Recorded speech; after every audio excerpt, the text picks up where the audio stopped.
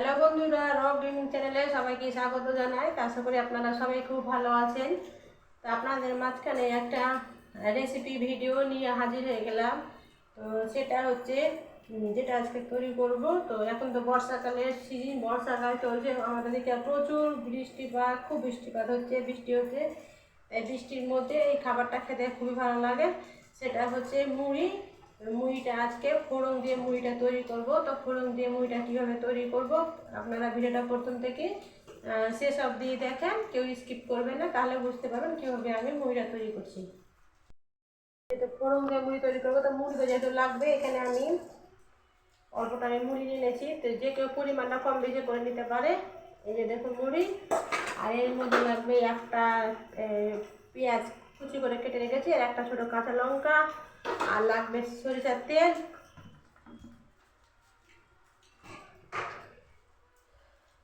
আর শুধু লাগবে লবণ স্বাদের জন্য।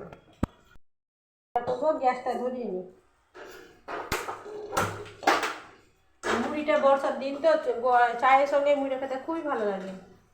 এখানে আমি তেল দিয়ে দিলাম অল্প পরিমাণে।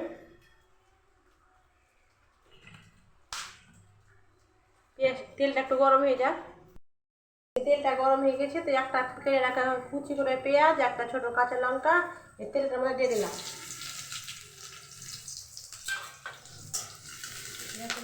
একটু লাল লাল করে ভাজতে হবে।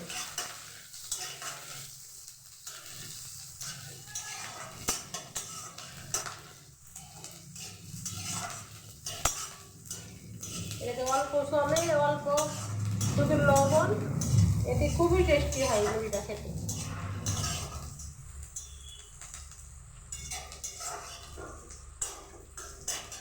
এবার আমি এই পেঁয়াজটার মধ্যে অল্প পরিমাণে স্বাদের জন্য লবণ দিয়ে দিলাম। এই যে দেখুন, এক চিমটে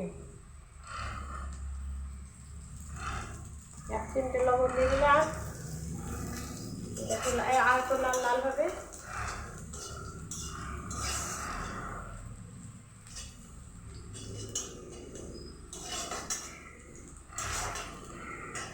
লাল লাল পেঁয়াজটা যে দেখুন হয়ে গেছে,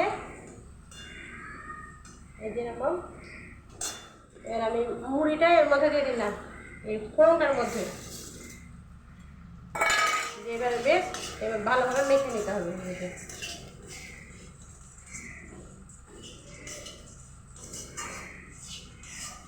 গ্যাসের তাপটা একদম হালকা করে দিতে হবে, তাহলে বেশ মুড়িটা আমরা মুচমুচে খাস্তা হয়ে যাবে মুড়িটা।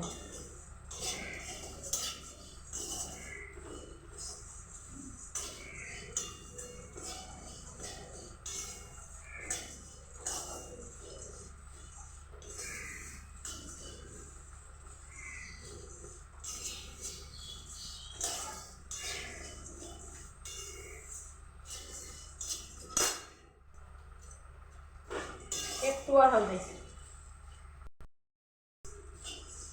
মুড়িটা আমার মোটামুটি ভাজা হয়ে গেছে, এবার আমাদের নামিয়ে নিই।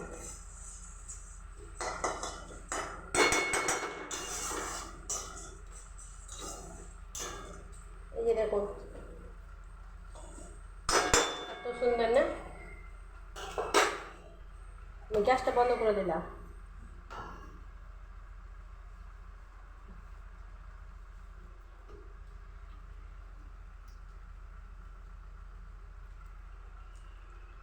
দেখলেন তো কত সহজে শুধু লবণ দিয়ে সুন্দর মুড়ি একটা ভাজা তৈরি করে নিলাম, ফোড়ন মুড়ি।